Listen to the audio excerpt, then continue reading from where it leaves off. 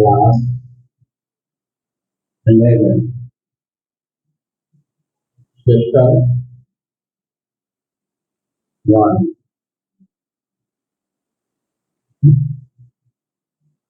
From basic concept of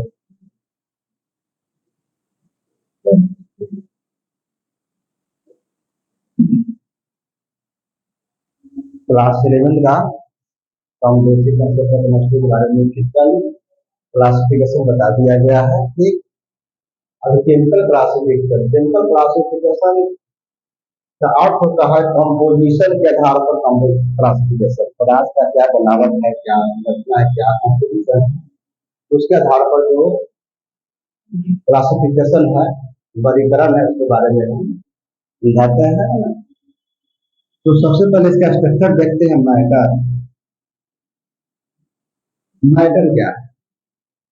anything which has mass and occupy space, कोई वस्तु जो स्थान लेता है, इसकी कुछ वजन होता है। ठीक, तो हम लोग पदार्थ का मैटर कहते हैं। ठीक है, तो पदार्थ मेरा हर जगह दो प्रकार का होता है। पदार्थ की अवस्था 3 होती है, ये प्रसिद्ध है। एक प्लाज्मा भी लिया गया है जो कि मेरे सिलेबस में अभी नहीं है, लेकिन पदार्थ 2 ही प्रकार का होता है। एक तो ये पदार्थ शुद्ध पदार्थ होता है, या दूसरा अशुद्ध होता है। शुद्ध तो हम लोग मैटर सब्सटेंस कहते हैं और शुद्ध तो हम लोग मिक्सर कहते हैं। ठीक है, तो मैटर को हम लोग दो भाग में बांटते हैं, pure substance.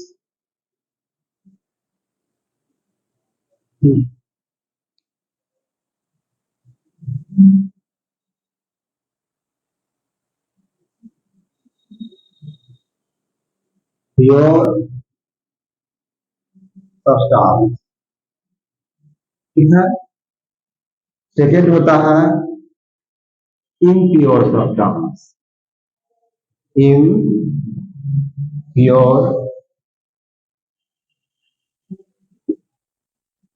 Substance, impure substance को हम लोग मिक्सचर भी बोलते हैं। ठीक है, प्योर सब्सटेंस का अर्थ होता है वह पदार्थ जिसमें किसी प्रकार का कोई मिलावट नहीं हो। ठीक है, उसको हम लोग प्योर सब्सटेंस बोलते हैं। एक ही प्रकार के पदार्थों से बना, एक ही प्रकार के अणुओं या परमाणुओं से वो बना होता है। उसमें किसी दूसरे प्रकार के पदार्थ में मिश्रित नहीं होता है, मिक्सचर नहीं होता है, उसको हम प्योर कहते हैं। इम्प्योर का अर्थ होता है कि इसमें 2 या 2 से अधिक पदार्थों का सम्मिश्रण होता है, मिक्सिंग होता है, उसको हम लोग इम्प्योर कहते हैं या मिक्सचर कहते हैं। ठीक है, प्योर सब्सटेंस को भी बांटा गया है 2 भाग में। पहला एलिमेंट,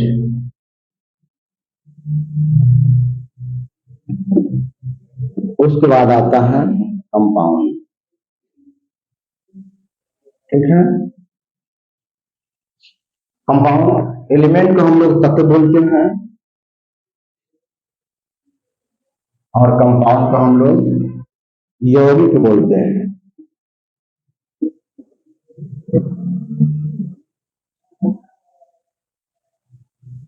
तो एलिमेंट के बारे में हम बताए थे कि element is the purest form of matter या सब्सटेंस। पदार्थ क्या है, तत्व क्या है, किसी पदार्थ का शुद्धतम रूप है। ठीक है, वह केवल एक ही प्रकार के परमाणुओं से बना होता है। ठीक है, कंपाउंड क्या है, कंपाउंड भी एक ग्रुप ऑफ एटम्स है। ठीक, ग्रुप ऑफ डिफरेंट एटम्स है। जैसे मॉलिक्यूल क्या होता है, ग्रुप ऑफ एटम होता है, और हमारा यौगिक भी होता है क्या, ग्रुप ऑफ एटम है।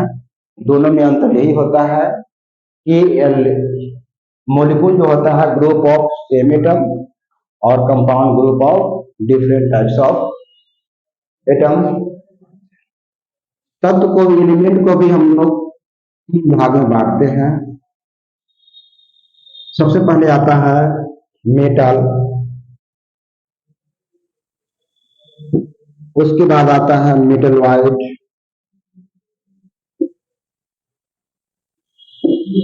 और none metal.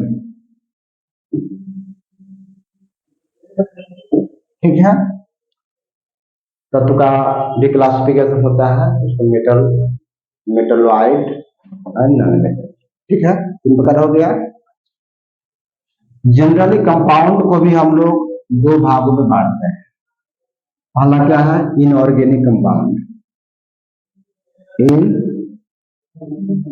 Organic compound.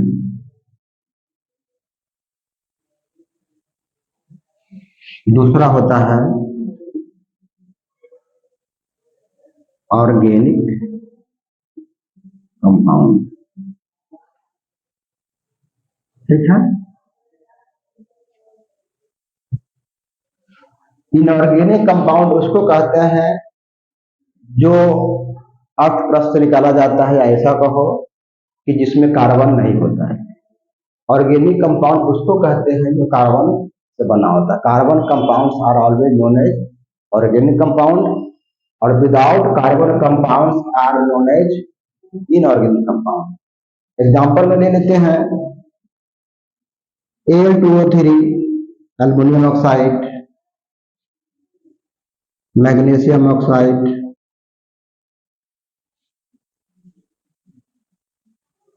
Na2O sodium oxide, ETC।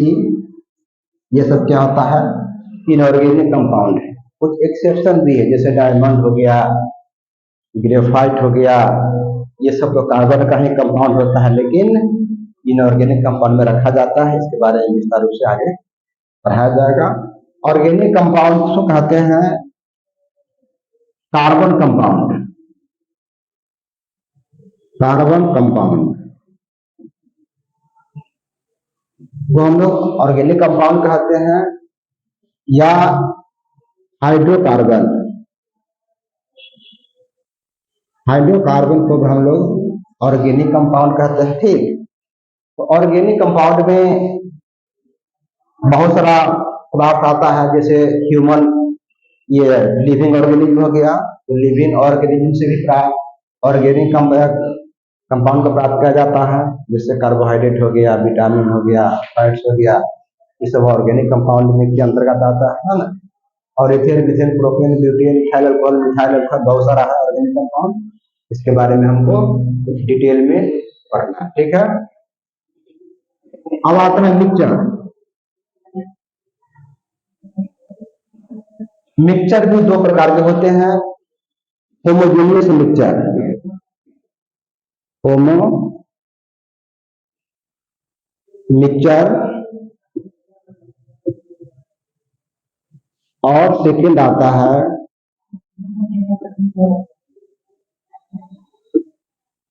Heterogeneous mixture. ठीक है, इसका एग्जाम्पल होता है होमोजेनियस मिक्सचर का एग्जाम्पल लेते हैं, है ना, जैसे वाटर प्लस साल्ट या वाटर प्लस शुगर। ठीक ना, यानी नमक का सॉल्यूशन, चीनी का घोल, ये सब क्या हो गया, ये मेरा होमोजेनियस सॉल्यूशन का होता है। इसका जो कॉन्स्टिट्यूएंट पार्टिकल होता है उसे विजिबल नहीं होता। ठीक है, इसका एग्जाम्पल हो सकता है water plus sand, water plus soil. ये सब हमारा क्या हो गया, हेट्रोजेनियस मिक्सचर का एग्जाम्पल होता है। इसका कॉन्स्टिट्यूएंट पार्टिकल्स क्या होता है, विजिबल होता है। ठीक, it can be separated bye simple method, इसको हम लोग साधारण विधि द्वारा अलग किया जा सकता है। ठीक है, इसमें कहीं कोई दिक्कत नहीं है। तो मैटर कितना प्रकार हुआ, दो प्रकार, प्योर सब्सटेंस और इम्प्योर सब्सटेंस।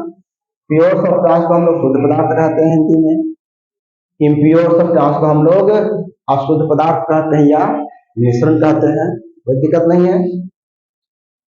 एलिमेंट को तत्व कहते हैं, मीटर को हम लोग धातु कहते हैं, इसको भी लिख देते हैं। मेटल को हम लोग धातु कहते हैं, मेटल वाइट को धातु कहते हैं, और नॉन मेटल को हम लोग अधातु कहते हैं। ठीक है। इनऑर्गेनिक कंपाउंड को हम लोग अकार्बनिक यौगिक कहते हैं, और ऑर्गेनिक कंपाउंड को हम लोग कार्बनिक यौगिक कहते हैं। ठीक है। होमोजेनियस मिक्सचर को हम लोग समांगी मिश्रण कहते हैं। ठीक है ना, जिसका संपूर्ण भाग एक समान होता है। और हेट्रोजेनियस मिक्सचर को हम लोग क्या कहते हैं, विषमांगी मिश्रण कहते हैं। कोई दिक्कत नहीं है। अब हम एक एक करके शॉर्ट में इसको डील करते हैं। ठीक है।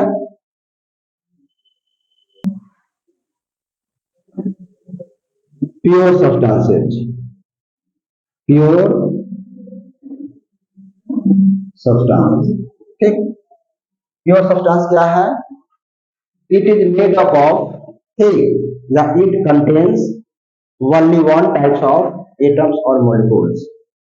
ठीक है। It contain only one type of atoms और मॉलिक्यूल। ठीक है। ध्यान दीजिए, प्योर सब्सटेंसेज यानी शुद्ध पदार्थ, शुद्ध पदार्थ। ठीक है। ये क्या होता है? इट कंटेन्स या प्योर सब्सटेंसेज हैव या pure substances contain only one types of atoms और मॉलिक्यूल। तो इसको समझना है, हम लोग प्योर सब्सटेंस में एलिमेंट को लिए, ठीक है, और कंपाउंड को लिए हैं, तो दिक्कत नहीं है, यही तो है ना। तो एलिमेंट क्या होगा? ये only one types of atom होगा, only one types of atom. कोई भी एटम को यदि लेते हैं तो केवल एक ही परमाणुओं का बना होता है। ठीक है। जैसे में इसको तब तक मिटाते हैं, जैसे में हाइड्रोजन लेते हैं या सोडियम लेते हैं। ठीक है। सोडियम का एक टुकड़ा हुआ, ठीक है, तो ये सोडियम का टुकड़ा हुआ, तो ये छोटा छोटा जो कि कण कहलाएगा क्या? इसको हम लोग एलिमेंट यदि बोलते हैं, एलिमेंट तो ये है, एलिमेंट है। तो सोडियम एलिमेंट हुआ, तो सोडियम एलिमेंट को यदि हम खंडित करें, है ना, उसको महीन करें, तो उसमें क्या होगा? पार्टिकल मिलेगा, जिस पार्टिकल को हम लोग क्या कहेंगे? एटम कहेंगे। ठीक है। तो असंख्य परमाणुओं से क्या होगा? यह एटम, ये एलिमेंट सोडियम बना हुआ है, ठीक है। सोडियम को कितना भी खंडित करेंगे, डिवाइड करेंगे, तो हमको सोडियम के परमाणु से सोडियम का ही एटम हमको मिलेगा, सोडियम का ही मिलेगा, कोई दिक्कत नहीं है। ठीक है। अब आते हैं कंपाउंड। कंपाउंड क्या है? ये भी प्योर सब्सटेंस के अंतर्गत आता है ना। तो इट कंटेन, कंपाउंड क्या है? It is group of different types of atom, different types of atom. ये भी एटम का ग्रुप ही है, ठीक है ना, लेकिन डिफरेंट टाइप्स ऑफ एटम का है। बट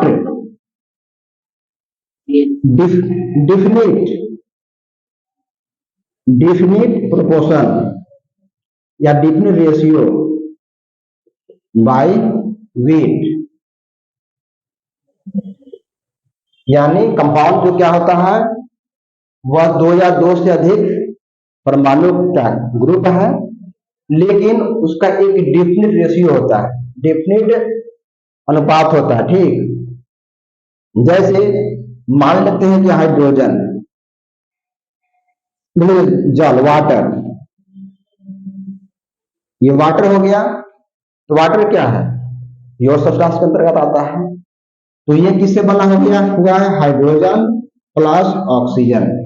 ठीक है, दोनों के मिलने से बना। हाइड्रोजन की संख्या कितना है, 2 है। ऑक्सीजन की संख्या कितना है, 1 है। तो इसका यदि रेशियो निकाला जाए, इन टूओं का रेशियो यदि निकाला जाए, तो हाइड्रोजन का रेशियो कितना होगा, 2 रेशियो कितना होगा, 16 ये होगा। तो यानी 1:8, इसका रेशियो हाइड्रोजन का 1:8 होगा। ठीक, यानी कभी भी जल के निर्माण में 2 हाइड्रोजन और 1 ऑक्सीजन संपर्क में आएगा, तभी जाकर के जल का निर्माण होगा। ठीक है, कोई दिक्कत नहीं है, समझ में। तो प्योर सब्सटेंसेस में क्या है, it contain only one types of atoms और मॉलिक्यूल, है ना। तो जैसे मान लेते हैं कि एक गिलास पानी है, ये क्या है, एक गिलास पानी है, इसको हम लोग क्या कहते हैं, ये प्योर सब्सटेंस है, कोई दिक्कत नहीं है। तो इसमें क्या है, it contain only one types of molecule। आप पूरे ग्लास में जो पानी की संख्या, पानी जो है इसमें मोलिक्यूल क्या है, एक ही ना प्रकार का है, इसमें तो प्रकार का तो है नहीं, इसलिए हम क्या कहते हैं, ये मेरा शुद्ध पदार्थ है, कोई दिक्कत नहीं है। अब आता है मिक्सचर। ठीक है, पहले मिक्सचर को देखते हैं, मिक्सचर क्या है। मिक्सचर यानी इट कंटेन more than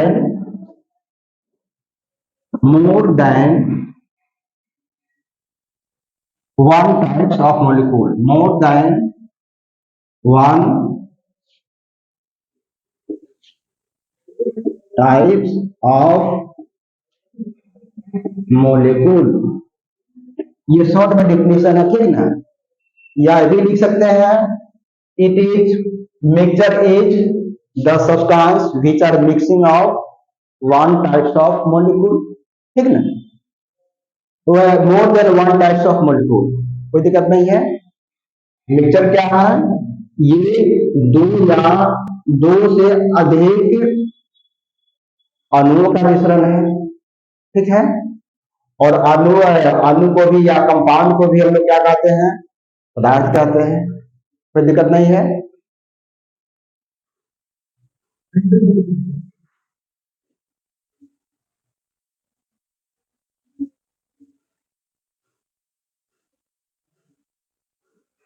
तो बेटा इसको फिर से शुरू करते हैं,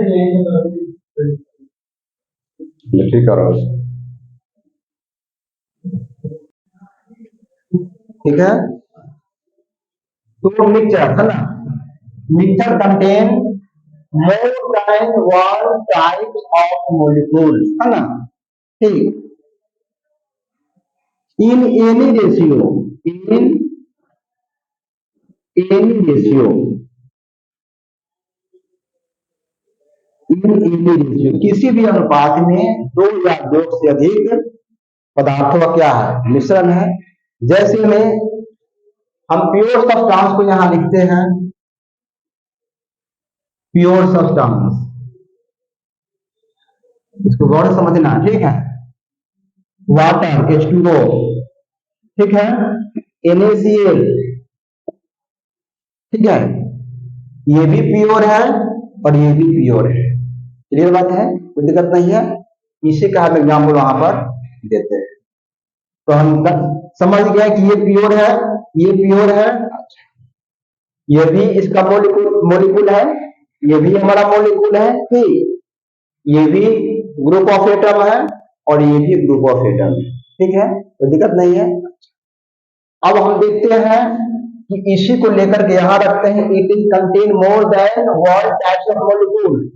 तो एक टाइप का तो मॉलिक्यूल ये हो गया और एक टाइप का मॉलिक्यूल ये हो गया, कोई दिक्कत नहीं है। तो हम मिला देते हैं क्या, एग्जाम्पल में लेते हैं NaCl प्लस वाटर H2O। अब यहां पर गौर से ध्यान देना है, NaCl क्या है, तो प्योर है, ठीक ना, और H2O क्या है, ये भी तो प्योर है। लेकिन हम दोनों को मिला दिए तो क्या बन गया, इम्प्योर बन गया, ठीक है।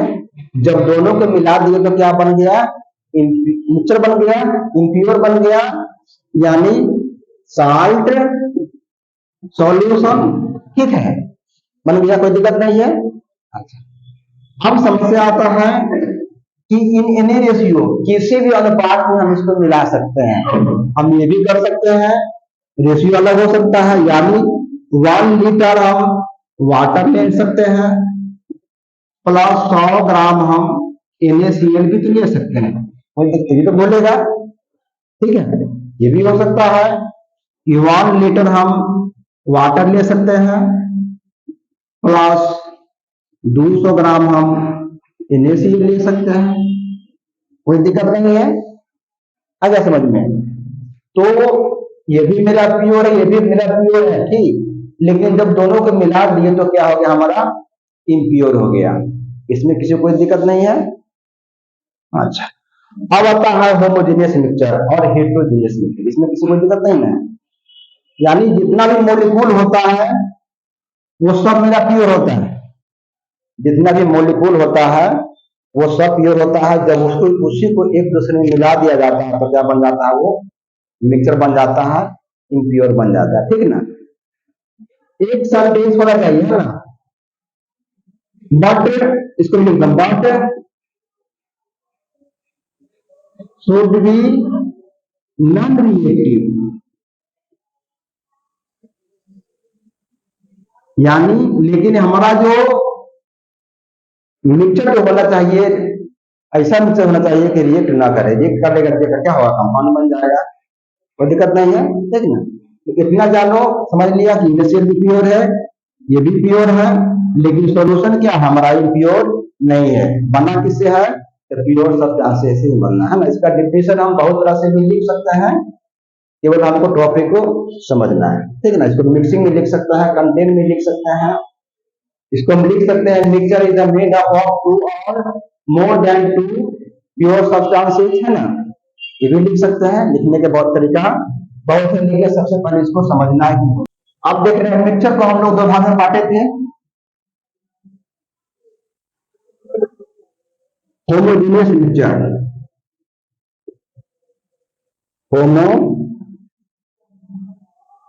होमोजेनियस मिक्सचर, और इसको हम बांटे थे हेट्रोजीनियस मिक्सचर। ध्यान दो, होमो का अर्थ होता है सेम, हेट्रो का अर्थ होता है डिफर, ठीक है। इसको हम बोलते हैं समांगी मिश्रण, इसको बोलते हैं विषमांगी मिश्रण। अब यहां पर ध्यान देना है कि ये जो मिक्सचर है वो तो किसी न किसी पदार्थ से बना है, ठीक है। तो जिस पदार्थ से बना है उसको हम क्या कह सकते हैं, कंपोनेंट भी कह सकते हैं या कॉन्स्टिट्यूएंट पार्टिकल भी कह सकते हैं, ठीक है। तो इसमें लिख सकते हैं the constituent particles of homogeneous mixture, homogeneous mixture are, है ना, कंप्लीटली सॉल्युबल या डिजॉल्व,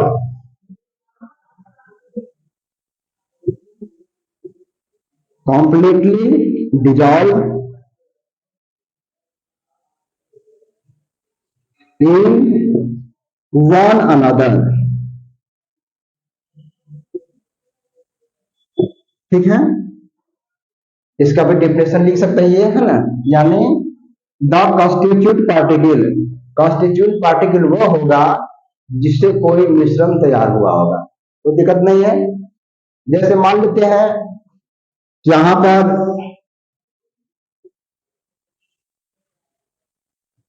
कंटेनर है, कोई पॉट है, ठीक है, अब इसमें क्या है, वाटर है, और हमने क्या कर दिया, साल्ट मिला दिया, ठीक है। तो हमको आगे पढ़ना है, ये सॉल्यूशन बन गया है ना। तो सॉल्यूशन में होता क्या है, एक सॉल्यूट होता है और दूसरा सॉल्वेंट होता है, तब जाकर के ये क्या बनता है, सॉल्यूशन बनता है, ठीक है। तो अभी हमको उतना डिटेल में नहीं जाना है, क्योंकि सॉल्यूशन जितना क्लास 12 में तो पढ़ना ही है, ठीक ना। अभी एग्जांपल देखना है कि इसमें क्या हुआ, इसमें हमारा पानी है और साल्ट है, नमक है, तो ये सॉल्यूशन तैयार हुआ। तो इस सॉल्यूशन का कॉन्स्टिट्यूट पार्टिकल क्या हो जाएगा, नमक और पानी हो गया, है ना। तो इसका जो अवयवी कण है, जो नमक है, ठीक ना, पानी तो ऑलरेडी दिखाई पड़ता है, लेकिन नमक है, वह नमक इसमें दिखाई नहीं पड़ेगा। ये हो सकता है कि हम इसमें चीनी भी मिला दिए, शुगर, ठीक है, चीनी मिला दिए, ये तो हो सकता है। तो जब चीनी मिला दिए, पानी मिला दिए, नमक मिला दिए, तो क्या बन गया, सॉल्यूशन तैयार हो गया। तो सॉल्यूशन का पार्टिकल क्या होगा, दिखाई पड़ेगा, नहीं दिखाई पड़ेगा, वो क्या होता है, एक दूसरे में पूरा घुल मिल गया, ठीक ना। इसको सेपरेशन करने के लिए साधारण विधि से सेपरेशन ये नहीं होगा, ठीक। इसमें थोड़ा सा डिफिकल्ट होता है सेपरेशन में, हालांकि है तो ये फिजिकल मेथड से सेपरेशन होता है, ठीक ना, कोई दिक्कत नहीं है। दूसरा पॉइंट हम लिख सकते हैं, constituent particles are visible and not visible, sorry, not visible। ये constituent particle क्या होता है, visible नहीं होता है, साधारण सी बात है, कोई दिक्कत नहीं है।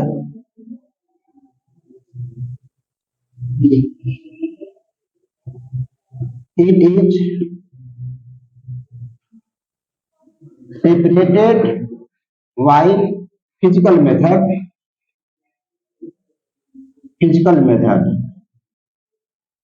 ठीक है, इसको फिजिकल मेथड के द्वारा सेपरेशन किया जाता है, ठीक। लेकिन ये दो कंपोनेंट रहेगा तब, ठीक।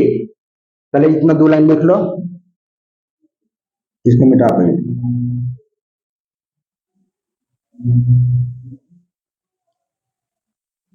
जैसे यहां पर वाटर है, H2O है और NaCl है, ठीक है ना, इसको सेपरेशन किया जा सकता है, ठीक है। लेकिन चीनी मिला देने पर थोड़ा सा हमको डिफिकल्ट होगा, ठीक है।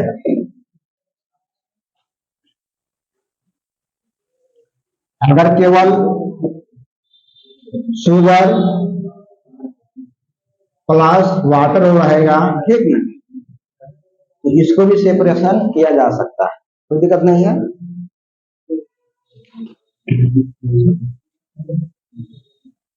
अब आते हैं होमोजेनियस मिक्सचर, इसमें है the constituent particles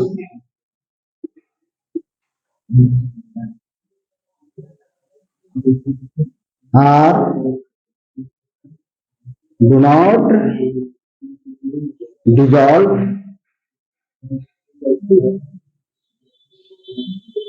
in one another. The constituent particles are do not dissolve in one another, मानो एक दूसरे में क्या होता है, पूरा नहीं घुलता है। हमने एक लाइन छोड़ दिया है, the constituent particles of homogeneous mixture are do not dissolve in one another, है ना, शॉर्ट कर दिए हैं क्योंकि यहाँ पर कॉन्स्टिट्यूट पार्टिकल के लिए लेना है A. Constitute particles are visible, constitute particle क्या होगा, विजिबल होगा, वह दिखाई पड़ेगा, ठीक ना। इट कैन बी सेपरेटेड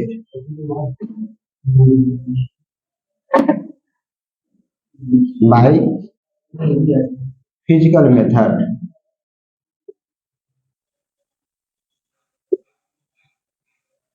ठीक है। तो फिजिकल मेथड के द्वारा हम सेपरेट कर सकते हैं, फिल्ट्रेशन कर सकते हैं, ये सब कर सकते हैं, ठीक। तो ये हमारा दोनों हो जाएगा, इसको ध्यान देना है, कोई दिक्कत नहीं है। तो हम आगे बढ़े ना, लेकिन एलिमेंट को एक और तरह से क्लासिफाई किया जाता है, क्लासिफिकेशन ऑफ एलिमेंट, एलिमेंट्स है ना, ऑन द बेसिस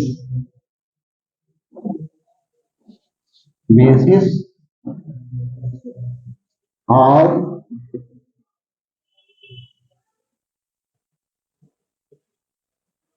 एटमॉस्फेरिक के आधार पर भी एलिमेंट को हम लोग क्लासिफाई करते हैं। जैसे हम कहते हैं मोनो एटॉमिक एलिमेंट, ठीक है। तीसरा है जो आटेगा इसमें नहीं, पहले इसको देखते हैं, मोनो एटॉमिक एलिमेंट, ठीक है। चलो, तो कोई भी एलिमेंट होगा तो हमको पता है कि एलिमेंट जो होता है वो एटम से बना होता है, और ये भी हमको पता है कि atom can not exist in free state, है ना, एटम हमारा फ्री स्टेट में नहीं पाया जाता है, molecule exist in free state, molecule free state में पाया जाता है, लेकिन एटम फ्री स्टेट में नहीं पाया जाता है। जैसे मान लेते हैं कि हाइड्रोजन के लिए एक एटम मान लेते हैं कि वो एटम है ना, एटम इसको कहते हैं, ठीक।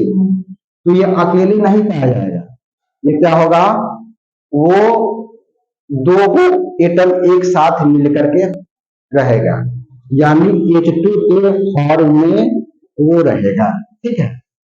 तो हम देखते हैं कि मोनो एटॉमिक क्या होता है, तो मोनो मीन्स वन होता है, एटॉमिक मीन्स एटम होता है, और एलिमेंट तो समझ ही रहे हो, एलिमेंट होता है, ठीक ना। इसमें क्या होता है, ऑल एटम, ऑल मेटल, जितना भी मेटल है सब, है ना, जैसे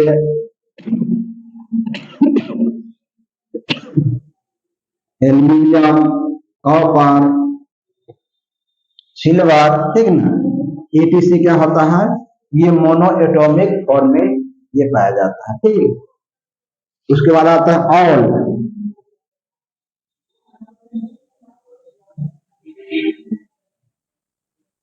noble gas, all noble gas, ठीक है, जैसे हीलियम,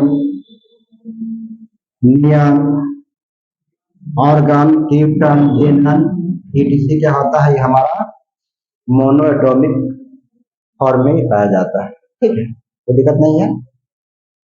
जितना मेटल होता है वो मोनो एटॉमिक में आ जाता है, जितना नॉन नोबल गैस होता है तो हमारा हीलियम हो गया, नियन हो गया, ऑर्गन, क्रिप्टन, जेनन, जितना होता है सब आता है, ठीक।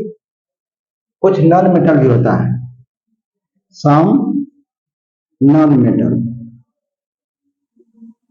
जैसे बोरान हो गया, कार्बन हो गया, ये सब क्या होता है, सिंगल एटम के रूप में पाया जाता है, ठीक है। अब ऐसा क्या होता है, नोबल गैस क्या होता है, ये नॉन रिएक्टिव होता है, ठीक है। तो हम लोग इसको क्या कहते हैं, मोनो एटॉमिक एलिमेंट कहते हैं। डिफिनेशन में लिख सकते हैं, डिफिनेशन क्या हो सकता है, the molecules of an element is made up of only one atoms is called mono atomic. इतना से काम चल जाएगा, डिफिनेशन लिखना पड़ेगा, चल जाएगा। हाँ लिख दीजिए, तो लिख लो।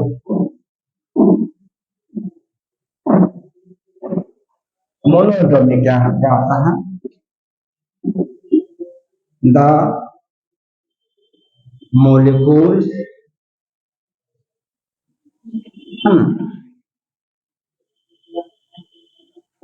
of atoms, the molecules of atoms made up of weight of only one atom is called monoatomic element. The molecules of the element, गलती हो गया,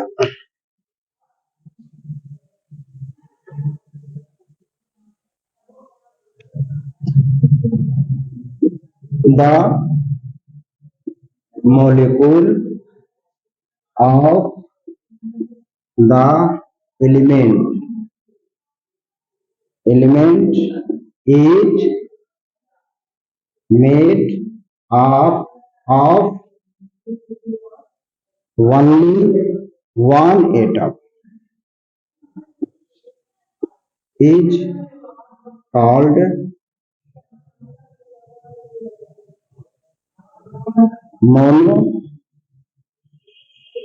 monoatomic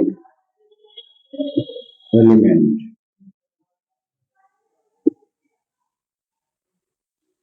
ठीक है, हम क्या कहते हैं?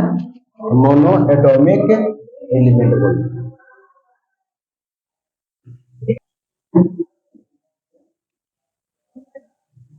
दूसरा है diatomic element. Di means two होता है, ठीक है। एटम मीन्स एटम होता है, एलिमेंट मीन्स एलिमेंट होता है, कोई दिक्कत नहीं है। तो वह एलिमेंट जो दो एटम से मिलकर के बना होता है, ठीक है ना। जैसे जनरली नॉन मेटल्स, ठीक है, ये जनरली नॉन मेटल्स क्या होता है? डाई एटॉमिक एलिमेंट होता है, जैसे H2 हो गया, O2 हो गया, N2 हो गया, Cl2 हो गया, ET से क्या होता है? डाई एटॉमिक एलिमेंट रहता है, ठीक है। डेफिनेशन उसी के आधार पर लिखा जाएगा कि the molecules of the elements is made up of two atoms is called diatomic element. कोई दिक्कत नहीं है। तो एग्जाम्पल इसका हो गया। अब आता है पॉली एटॉमिक।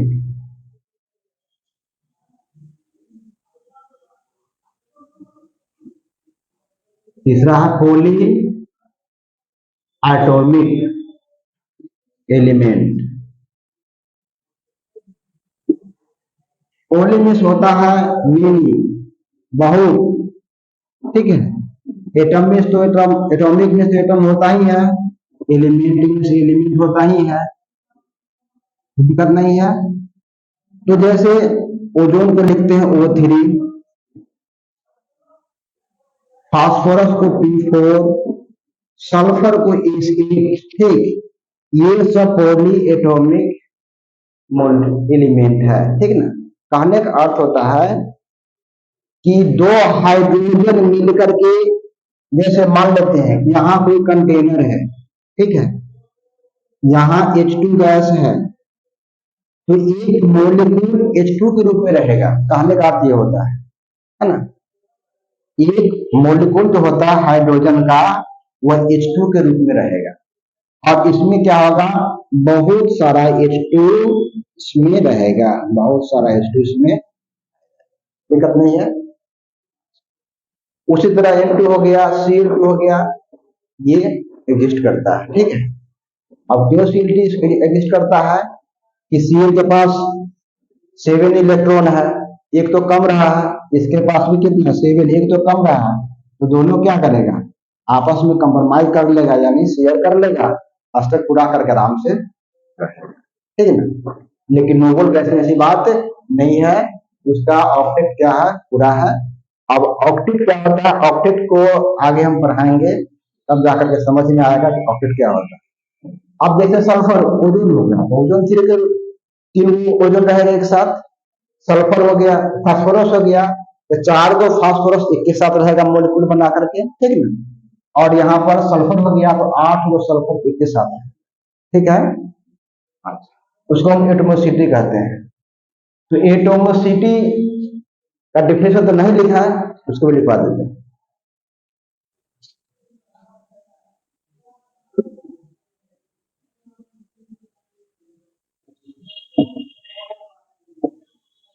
ठीक है, ये क्या होता है, the number of atom, the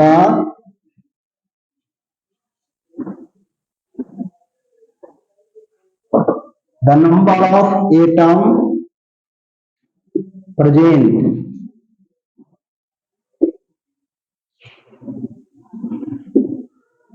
in a molecule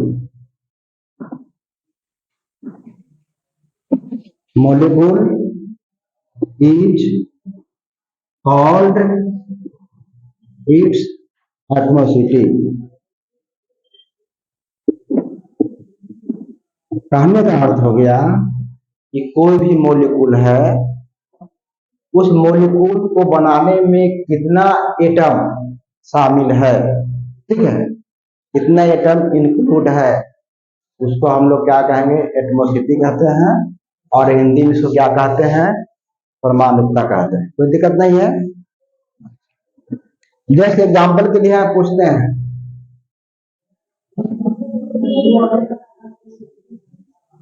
find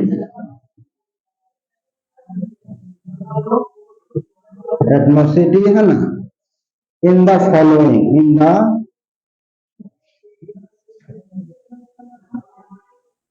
following molecule, ठीक है, क्वेश्चन दे दिया।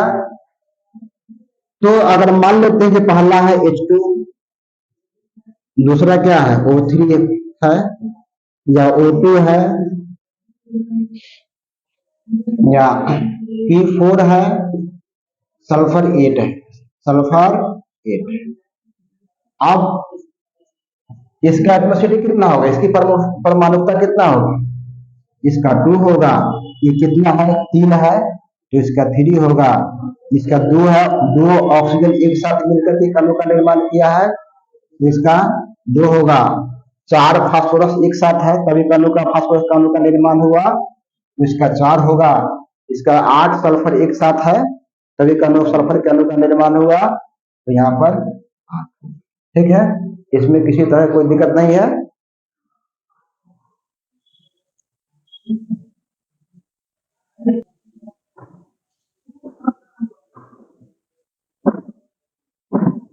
मैटर का फिजिकल प्रॉपर्टी पढ़ लिया, ठीक है ना, फिजिकल स्टेट पढ़ लिया, केमिस्ट्री का मैटर का केमिकल क्लासिफिकेशन पढ़ लिया। ठीक, अब आता है ये इसका फिजिकल प्रॉपर्टी,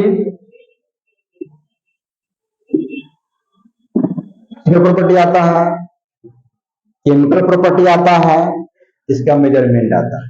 ठीक है, तो फिजिकल प्रॉपर्टी क्या होता है, जो हम आंखों से देख सकते हैं, जो छू कर देख सकते हैं, जो टेस्ट लेकर देख सकते हैं, ठीक ना, उस सब को हम लोग फिजिकल प्रॉपर्टी कहते हैं।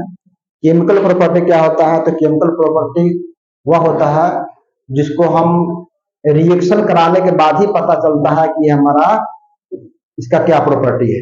जैसे मान लेते कोई कागज का टुकड़ा है, तो कागज का टुकड़ा है तो जलने वाला है कि नहीं जलने वाला है, ठीक, उसको तो हम जला करके देखेंगे ना, तो जब जला करके देखेंगे तो हमारा क्या होगा, जल जाएगा, तो हम कहेंगे ये कम्बस्टेबल है, ठीक ना, वो ज्वलनशील है। ठीक है, ये सब फिजिकल प्रॉपर्टी है, केमिकल प्रॉपर्टी है। और जिसमें फिजिकल प्रॉपर्टी में बहुत सारा आता है, लंबाई है, लेंथ है, डेंसिटी है, मास है ना, वेट है, ये सब आता है, टेस्ट है, कलर है, ये सब आता है। और जितना भी प्रॉपर्टी उसका मेजरमेंट होता है, कैसे मापेंगे, लेंथ को कैसे मापना है, मास को कैसे मापना है, ठीक है, पदार्थ की मात्रा को कैसे मापना है, करेंट को एम्पियर से मापते उसको मापना, ठीक है, तो उस सब को मापना है। तो ये नेक्स्ट डे आप लोग किताब पढ़ के आइएगा, ठीक, तो आगे हम बताएंगे, ठीक। और वीडियो अच्छी लगी तो शेयर करना है, हर जगह हर बच्चे को शेयर करना, ठीक। आज इतना ही, फिर नेक्स्ट डे, धन्यवाद।